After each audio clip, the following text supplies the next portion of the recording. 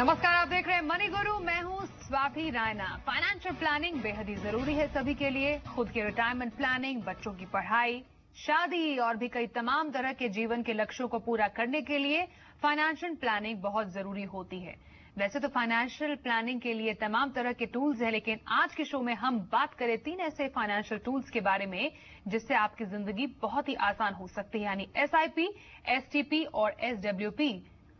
अक्सर हम इनके बारे में सुनते हैं, तो क्या है तीनों टूल्स और कैसे काम करते हैं, इसी पर चर्चा करने के लिए हमारे साथ है बजाज कैपिटल के EVP उत्तम अग्रवाल। उत्तम, आपका बहुत स्वागत है मनी गुरु में। कैसे हैं आप?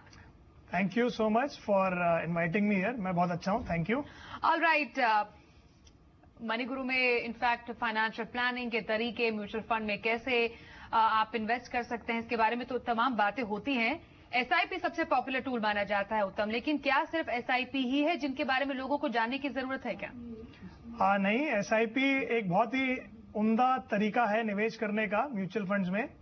इसके अलावा एक STP भी एक मार्ग है जिसके थ्रू हम निवेश कर सकते हैं, और SWP भी एक बहुत अच्छा फीचर है म्यूचुअल फंड्स में, जिसके इस्तेमाल से हम एक सिस्टमैटिक विड्रॉल भी कर सकते हैं। तो ये हमारी ज़रूरतों के हिसाब से तीनों फीचर्स अवेलेबल हैं। किसकी क्या ज़रूरत है, किस तरह के उसके इन्वेस्टमेंट ऑब्जेक्टिव हैं, उस पर डिपेंड करता है। बट ये तीनों बहुत ही उम्दा फीचर्स हैं जो एक म्यूचुअल फंड में ही अवेलेबल हैं। एब्सोल्युटली। तो म्यूचुअल फंड में निवेश के 3 मंत्र, जो कि SIP यानी सिस्टमैटिक इन्वेस्टमेंट प्लान, STP यानी सिस्टमैटिक ट्रांसफर प्लान और SWP यानी सिस्टमैटिक विड्रॉल प्लान, इनके बारे में हम चर्चा करेंगे उत्तम आपसे। और क्योंकि आपने कहा कि बहुत जरूरी होते हैं, इसलिए जो दर्शक नहीं जानते हैं और जो एक्चुअली इन टूल्स में निवेश करना चाहते हैं, उनके लिए सबसे पहले SIP। वैसे कई आमतौर पर लोगों को तो पता ही होता है कि SIP के जरिए म्यूचुअल फंड्स में निवेश करने के क्या फायदे हैं, लेकिन आखिरकार कोई म्यूचुअल फंड स्कीम को चुनना है SIP के लिए, वो कैसे चुनाव किया जाए? कोई नया अगर निवेशक है, कोई हमारा शो देखने के बाद अब अगर शुरुआत करना चाहे, उसके लिए ये तरीका आसान कैसे होने वाला है? देखिए, SIP जो है वो है ही एक नए निवेशक के लिए तो सबसे अच्छी चीज है, क्योंकि म्यूचुअल फंड्स को समझने में किसी को भी समय लगता है जब पहली दफा निवेश करते हैं। तो सिस्टमैटिक इन्वेस्टमेंट प्लान के जरिए आप 1000 रुपए हर महीने भी इन्वेस्ट कर सकते हैं, और ये आपके बैंक अकाउंट से अपने आप हर महीने म्यूचुअल फंड में पैसे ऑटोमेटिक रूट से इन्वेस्ट हो जाते हैं।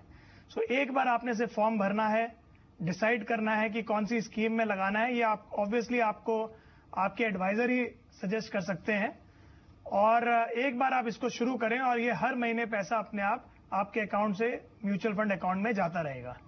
और already 1 crore SIP accounts Hindustan में खुल चुके हैं निवेशकों के, और ये बहुत ही पॉपुलर तरीका बन चुका है। ऑलराइट, काफी पॉपुलर। लेकिन चुनाव कैसे किया जाए? कैसे किसी नए निवेशक को पता चले कि मुझे यहीं पर निवेश करना है? क्योंकि फंड मैनेजर्स होते हैं, फंड मैनेजर से संपर्क कैसे करें? वो कैसे डिसाइड करेंगे कि किसी एक पर्टिकुलर निवेशक के लिए किन किन फंड्स में पैसे डालना सही होगा? और 1000 रुपए की जो ये राशि जो निवेश करना चाहता है, अगर हम इसको एक मिनिमम अमाउंट के तौर पर चूज करें, तो आखिरकार कैसे फंड्स में किसी निवेशक को डालने की जरूरत है? देखिए, सबसे पहले फाइनेंशियल प्लानिंग में ये जरूरी है कि आप अपने इन्वेस्टमेंट गोल्स को डिसाइड करें। कि देखिए, ब्रॉडली 3-4 गोल्स होते हैं: रिटायरमेंट, चिल्ड्रंस एजुकेशन, मैरिज, और कोई घर खरीदना आपने। तो ये 3-4 गोल्स हिंदुस्तान में ऐसे हैं जिसके लिए आपको एक बड़ी रकम की जरूरत पड़ती है, और आपको उसकी प्लानिंग करना जरूरी है। और फिर आपने ये जब डिसाइड कर लिया आपका गोल क्या है और कितने साल बाद है और कितनी रकम आपको उसके लिए चाहिए, फिर आप डिसाइड करते हैं कि उसको अचीव करने के लिए, उस गोल को, आपको कितने रुपए किस एसेट क्लास में निवेश करना है, इक्विटी में कितना करना है या डेट में कितना करना है। या तीसरी जो एसेट क्लास है वो है कमोडिटी, गोल्ड, जिसमें भी लोग कुछ निवेश करते हैं, बट मेन जो है वो इक्विटी और डेट है। अब आपने जब ये डिसाइड कर लिया कितनी रकम इक्विटी में जानी है, कितनी डेट में जानी है, 50% या 40%, उसके बाद आता है आप कौन सी स्कीम में निवेश करें। और उसमें मैं सजेस्ट ये करूंगा कि आप सबसे पहले जो टॉप म्यूचुअल फंड्स हैं, जो साइज में, जिनका ट्रैक रिकॉर्ड एटलीस्ट 10 से 15 साल का है, आप उसमें निवेश करें। जैसे फॉर एग्जांपल एग्जाम्पल के तौर पे रिलायंस म्यूचुअल फंड हो गया, यूटीआई हो गया, एसबीआई हो गया, या टाटा हो गया, इस तरह के जो बड़े नाम है आप उनको चूज करके उनकी किसी अच्छी इक्विटी स्कीम में आप एसआईपी का खाता खोल सकते हैं। ऑल राइट, तो एसआईपी की शुरुआत कैसे करें, स्कीम का कैसे चुनाव करें, ये आसान तरीका तो आपने जान लिया है। और एसआईपी आप में से कई लोगों ने किया भी होगा, और उसकी जो राशि है, कहते हैं कि जैसे जैसे आगे बढ़ते हैं अपने सैलरी के हिसाब से और अपनी इच्छा शक्ति के हिसाब से आप आगे बढ़ा सकते हैं, और डेफिनेटली गोल सेट करना बेहद जरूरी हो जाता है। ये जानना बेहद जरूरी हो जाएगा उत्तम यहाँ पर, अब क्योंकि हमने एसआईपी के बारे में बात की, सिस्टमैटिक ट्रांसफर प्लान की जब बात आती है तो आखिरकार ये जो प्लान है वो कितना पॉपुलर है, और कब किस स्ट्रैटेजी के तहत इस प्लान में इन्वेस्ट करना चाहिए, और कौन से लोग हैं जिनको सिस्टमैटिक ट्रांसफर प्लान में इन्वेस्ट करने की जरूरत होती है? राइट, देखिए सिस्टमैटिक ट्रांसफर प्लान जो है वो एक तरह का एक दूसरा फॉर्म है सिस्टमैटिक इन्वेस्टमेंट प्लान का ही, एसआईपी का ही। एसआईपी में आप एक छोटी रकम हर महीने निवेश करते हैं किसी एक स्कीम में, वो 1000 रुपए भी हो सकती है, 5000 भी हो सकती है, 5 लाख भी हो सकती है, जो बड़े इन्वेस्टर जैसे करते हैं। एसटीपी में जो है सिस्टमैटिक ट्रांसफर प्लान में लोग निवेशक क्या करते हैं, वो पहले इन्वेस्ट करते हैं किसी डेट स्कीम में, और डेट से फिर वो डिसाइड करते हैं कि मैंने इसमें 10 लाख रुपए डेट में डाल दिए हैं और इसमें से अब 10,000 रुपए ट्रांसफर करने हैं मैंने हर महीने एक इक्विटी फंड में। और ये जो ये उन लोगों के लिए अच्छा है जिनके पास एक लमसम अमाउंट है, और कोई रिटायरमेंट फंड आया है या कहीं, या आपके पास बैंक में पैसे जुड़ चुके हैं, तो आप इस पैसों को डेट फंड में डाल दें जहां पे आपको 8 या 9% रिटर्न्स आएंगी, और उसमें से कुछ पैसे हर महीने ट्रांसफर होंगे इक्विटी फंड में, जहां पे आपको रिटर्न्स और हाई आ सकती है, मार्केट रिलेटेड रिटर्न्स आ सकती हैं। तो ये जो स्कीम है ये अभी बहुत ज्यादा पॉपुलर नहीं है इंडिया में, लेकिन आस्ते आस्ते इसकी भी पॉपुलैरिटी बढ़ती जा रही है। ऑल राइट, एसटीपी के जरिए क्या स्टेबल रिटर्न जो है वो मिलता है, क्योंकि मार्केट रिलेटेड जरूर है, स्ट्रैटेजी क्या होनी चाहिए, मार्केट कभी एट पीक है, कभी मार्केट काफी लो है, उस टाइम पर कैसे एक निवेशक जाने, या कैसे जो एक फंड मैनेजर से जब आप बात करते हैं कैसे पता चले उसको कि उसका जो लमसम अमाउंट है, एक मुश्त रकम है, वो डेट से इक्विटी में ट्रांसफर कब उसे करना चाहिए, या इक्विटी से डेट में वापस कब ट्रांसफर करना चाहिए? जी देखिए, इसमें भी बड़े इनोवेटिव ऑप्शंस आ गए हैं, और इसमें एक ऑप्शन है जिसे कहते हैं फ्लेक्सी एसटीपी। उसमें क्या है, जब मार्केट्स बहुत बढ़ जाती हैं, जब उसकी वैल्यूएशन हाई होती हैं, तो आपकी जो रकम है डेट से इक्विटी में वो कम हो जाती है जाना, और जब मार्केट्स नीचे आती है, जब जिसे हम कहते हैं ग्रीन जोन में आती है, तब ये रकम 5 गुना हो जाती है। और अगर वो येलो जोन में है, बीच में कहीं पे है मार्केट वैल्यूएशन के हिसाब से, तो आपकी वो दुगनी रकम जाती है, और जब हाई है तो बिल्कुल रुक भी जाती है। तो इस तरह के कुछ बड़े अच्छे इनोवेटिव ऑप्शंस भी आ गए हैं, जिसमें आपको ये सोचने की जरूरत नहीं पड़ती कि अब मैं कितना इक्विटी मार्केट में या इक्विटी फंड में ट्रांसफर करूं। ऑटोमेटिकली इक्विटी मार्केट की वैल्यूएशन के हिसाब से ये ऑटोमेटिक एक ट्रिगर ऑप्शन होता है, जिसके बेसिस पे आपकी ट्रांसफर रकम जो है वो उस पर डिपेंड करती है। ऑलराइट, आपने एक्चुअली कुछ जो विकल्प है, इनफैक्ट जो आपने फ्लेक्सी एसटीपी की बात की, थोड़ा सा अगर और इसमें एक्सप्लेनेशन हम जाने कि ये दोनों जो ऑप्शंस होते हैं इनका जो फायदा कब कब मिलता है, क्योंकि लमसम इन्वेस्टर्स के लिए एसटीपी इतना ज्यादा बेनिफिशियल क्यों माना गया है? देखिए, एसटीपी के सबसे बड़ा एडवांटेज तो यह है कि आपका पैसा हर वक्त मार्केट में लगा हुआ है, आपकी रिटर्न डेट फंड में भी आ रही है, और वहां से जब ट्रांसफर होकर दूसरे फंड में जाती है उस पर भी आपको रिटर्न आ रही है। तो आपका किसी भी समय आपका जो फंड है वो दोनों नतीजों पे वर्क कर रहा है आपके लिए। सो ये सबसे बड़ा इसमें फायदा है कि डेट फंड में भी रिटर्न आ रही है और इक्विटी में भी आ रही है, और दोनों एक साथ आपको रिटर्न जुड़ के एक अच्छी एक रिटर्न बन जाती है। और जब ट्रांसफर करते हैं उत्तम, डेट फंड से इक्विटी फंड में ट्रांसफर करने पर एग्जिट लोड भी लगता है, ये मैं आपसे समझना चाहूंगी, आखिरकार एग्जिट लोड कितना लगता है, और इससे कुछ किसी तरह का नुकसान तो नहीं है, या निवेशकों को इसके बारे में जानना क्यों जरूरी है? देखिए, कोई भी एक्सपेंस जो आपके फंड में लग रहा है वो जानना बहुत जरूरी है, आपको पता होना चाहिए, और आपको ये सब निवेश करने से पहले आपको मालूम होना चाहिए। और ये जो एग्जिट लोड है ये इसलिए है क्योंकि नहीं तो लोग इन्वेस्ट करेंगे और फिर निकल जाएंगे, हमने देखा है नॉर्मली ये बड़े इन्वेस्टर्स कई बार डालते हैं और 1 महीने में फिर निकल जाते हैं, इससे बाकी इन्वेस्टर्स की रिटर्न पे असर पड़ सकता है।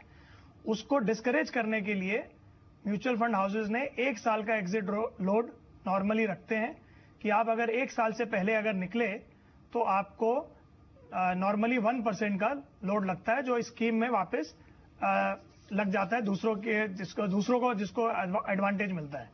सो मैं ये सजेस्ट करूंगा आप 1 साल से पहले इसको ट्रांसफर ना करें। जो आपका एसटीपी है वो 1 साल के बाद शुरू करें, उससे आपको ये लोड भी नहीं लगेगा। लेकिन उत्तम, डेफिनेटली आपकी एक मुश्त रकम लगी है, चाहे कितनी भी हो, लेकिन कुछ सावधानियां बरतने की जरूरत है कहीं पर, जहां पर आपको टोटली सावधान रहना है कि यहां पर कुछ गड़बड़ी ना हो जाए।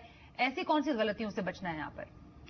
देखिए, आप सबसे बड़ी गलती से आपने ये बचना है कि आप कभी भी इन्वेस्ट करें उसको डाइवर्सिफाई करें। ऐसा ना करें कि आप अपना पूरा पैसा किसी एक ही जगह पे निवेश करें या एक ही स्कीम में निवेश करें। उसको आप डाइवर्सिफाई करें और कुछ पैसा हमेशा इक्विटी फंड में डालें तो कुछ डेट फंड में भी डालें, जिसको हम कहते हैं बैलेंसिंग। नहीं तो क्या होता है कि आपका अगर ओवर एक्सपोजर हो जाए किसी एक तरह की स्कीम में तो उसमें रिस्क बढ़ जाता है। तो रिस्क मैनेज करने के लिए आपको हमेशा डाइवर्सिफाई करना जरूरी है। कहा जाता है कि सिस्टमैटिक ट्रांसफर प्लान में निवेश करने से, रेगुलर निवेश करने से रुपी कॉस्ट एवरेजिंग का फायदा मिलता है। आखिरकार ये जो पूरा सिस्टम है वो कैसे चलता है, कैसे बेनिफिशियल होता है? देखिए, रुपी कॉस्ट एवरेजिंग, जब आप कोई भी निवेश हर महीने आप एक ही समय पे आपका निवेश हो रहा है किसी स्कीम में, तो क्या होता है मार्केट कभी ऊपर जाती है कभी नीचे जाती है। तो आपकी जो परचेज वैल्यू है वो ऊपर हाई मार्केट वैल्यू पे भी होती है, लोअर पे भी होती है। अब हम देखते हैं मार्केट कभी 28,000 पे होती है, कभी 27 पे, कभी 26,000 पे। तो आप हर लेवल पे आप खरीदते हैं, तो एज अ रिजल्ट इसे रुपी कॉस्ट एवरेजिंग कहते हैं। जब आपकी एनएवी हम निकालते हैं एवरेज, तो ये डिफरेंट परचेज पॉइंट्स की एक एवरेज बनती है जो कि आपके फेवर में जाती है और लॉन्ग टर्म में इसका हमने देखा है बहुत फायदा। मैं आपको एक एग्जांपल देता हूं कि मार्केट 2008 जनवरी में 21,000 पे पहुंच गई थी और फिर 8,000 पे, उसके बाद 2009 के एंड पे 8,000 पे आ गई थी। तो जिन्होंने एसआईपी इसके पहले करी थी तो उन्होंने 21,000 पे भी परचेज किया और 8,000 पे भी किया। मैं आपको एक एग्जांपल देता हूं अपने किसी एक जान पहचान दोस्त का। उन्होंने एसआईपी के थ्रू 75 लाख रुपए निवेश करे हैं पिछले 20 सालों में जी। जो भी उनकी इन्वेस्टमेंट थी, जो सैलरी थी, और वो उसमें डालते थे। आज उसकी वैल्यू करीब 4.5 करोड़ है। सो हमने ये देखा है लॉन्ग टर्म में, क्योंकि आप लोअर लेवल पे भी ले रहे हैं, हायर लेवल पे भी ले रहे हैं, तो रुपी कॉस्ट एवरेजिंग होती है और इसका आपको फायदा प्राप्त होता है। डेफिनेटली 2 मंत्र की तो हमने बात कर ली, that is SIP systematic investment plan और एसटीपी सिस्टमैटिक ट्रांसफर प्लान। लेकिन कितना नोन जो एंटिटी है सिस्टमैटिक विड्रॉवल प्लान, और इसका क्या फायदा होता है, किन लोगों के लिए बेनिफिशियल होता है, ये भी हम जानेंगे इस छोटे से ब्रेक के बाद। देखते रहिए मनी गुरु।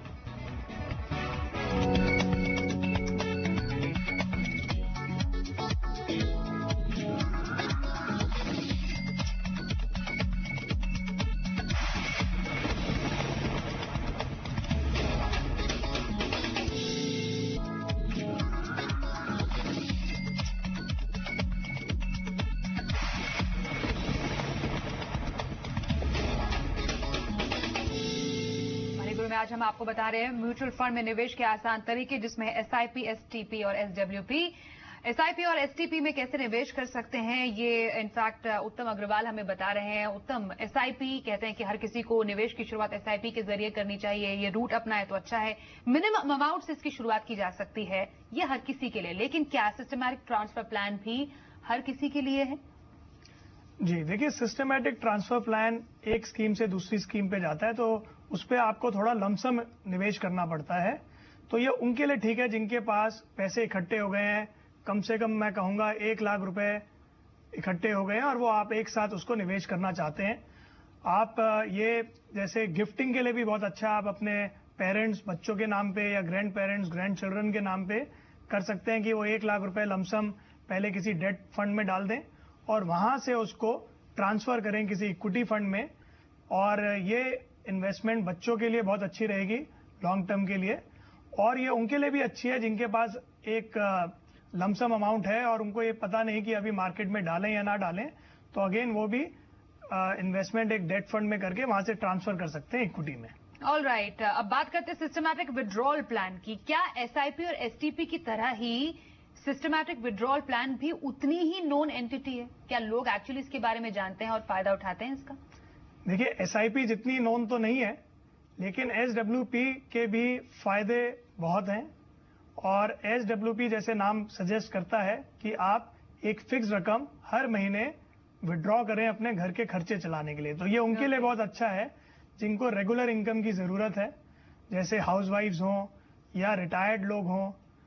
तो हमने देखा है आजकल जैसे जो रिटायर होते हैं उनको 50 लाख से सरकारी नौकरी से रिटायर होते हैं, तो वो ये पैसा किसी म्यूचुअल फंड स्कीम में डालें, जैसे एमआईपी में।